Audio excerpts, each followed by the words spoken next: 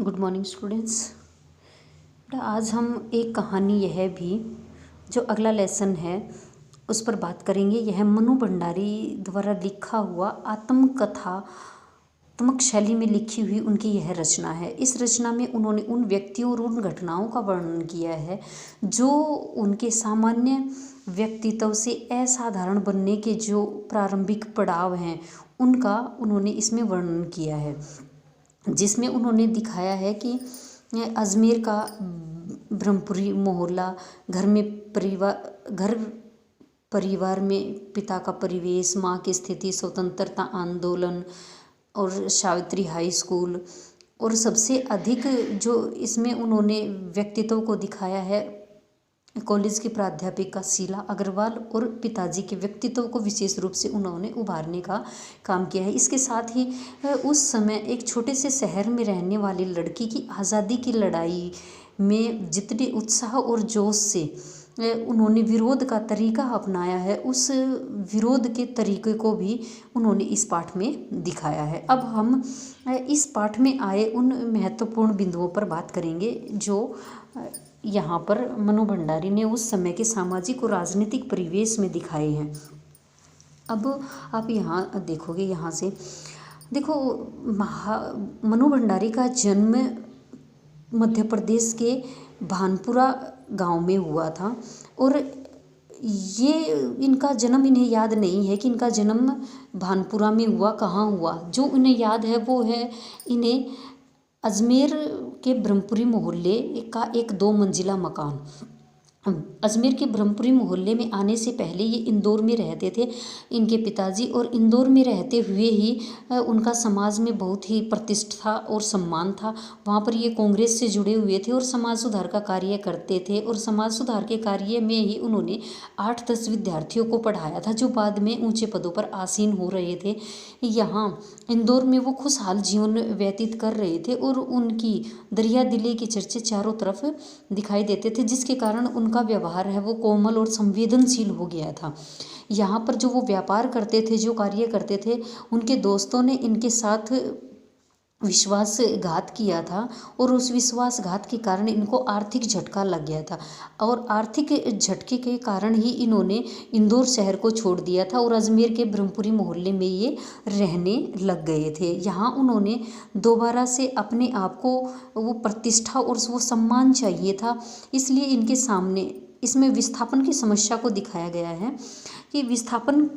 जब भी होता है तो सबसे पहले आर्थिक स्थिति व्यक्ति की कमज़ोर होती है, और इसके पिताजी के सामने भी यही समस्या आई, और इस समस्या को सुधारने के लिए उन्होंने अंग्रेजी हिंदी शब्दकोश के अधूरे कार्य को पूरा किया, लेकिन यह कार्य उसकी आर्थिक स्थिति को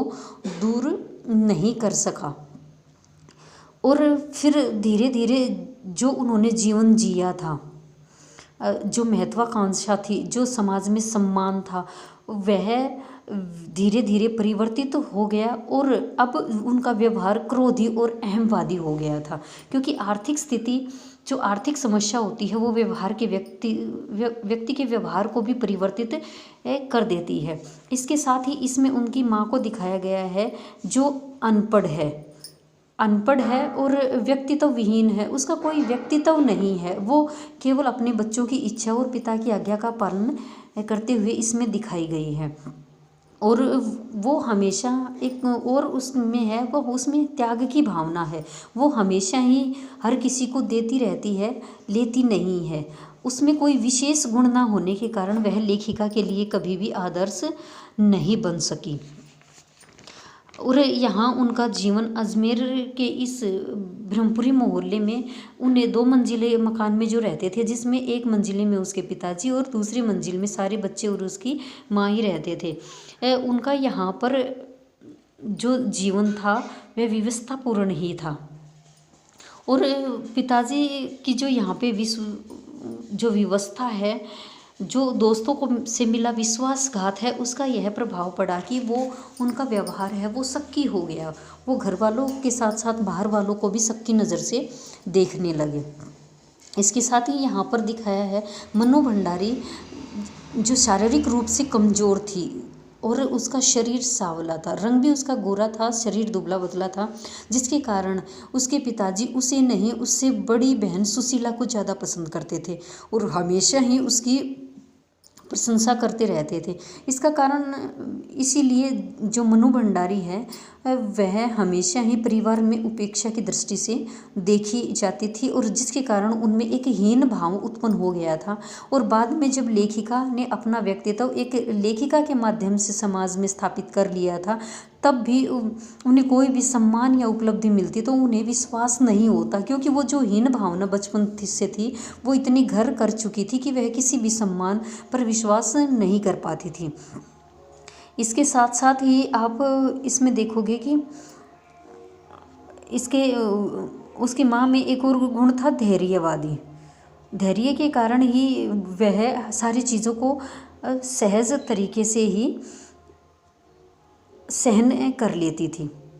और हमेशा ही वह उसे यहाँ पर मजबूरी में ही दिखाई दी। उस लेखिका की जो बहन है उसके साथ उसने बचपन में वो सभी खेल खेले थे जो बचपन में लड़कियाँ खेलती हैं, और उनका जो लड़कियों की जो सीमा थी वह घर की चार दीवारी तक ही सीमित नहीं थी, बल्कि वो जो पूरा मोहल्ला था उसमें वो सारे खेल खेलती थी।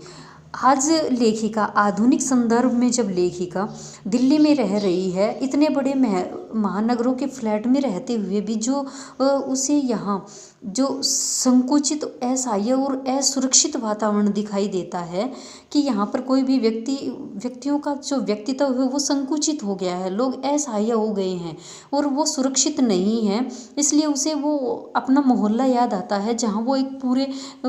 पूरे के पूरे मोहल्ले में, घर में नहीं मोहल्ले में खेलते थे और कितने सुरक्षित थे। यहाँ पर वो तुलना करती है एक छोटे शहर की और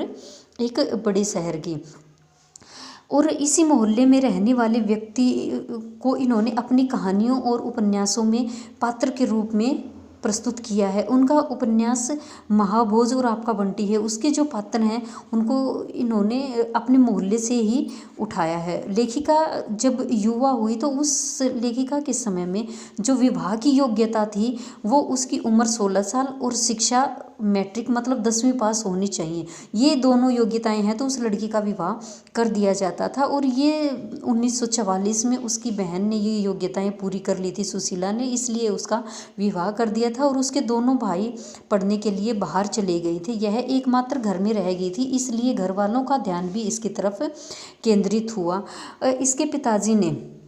मनु भंडारी के पिताजी ने उन्हें रसोई घर से दूर रखा था। वो रसोई घर को बटियार खाना कहते थे, क्योंकि रसोई घर में ही जो स्त्रियां हैं वो अपनी क्षमता और प्रतिभा को नष्ट कर देती हैं। इसलिए मनु भंडारी को कहा गया कि घर में जितनी भी राजनीतिक पार्टियां होती हैं उनमें वह शामिल हो और देखे। इसके साथ ही क्योंकि ये 1942 का तो हर जगह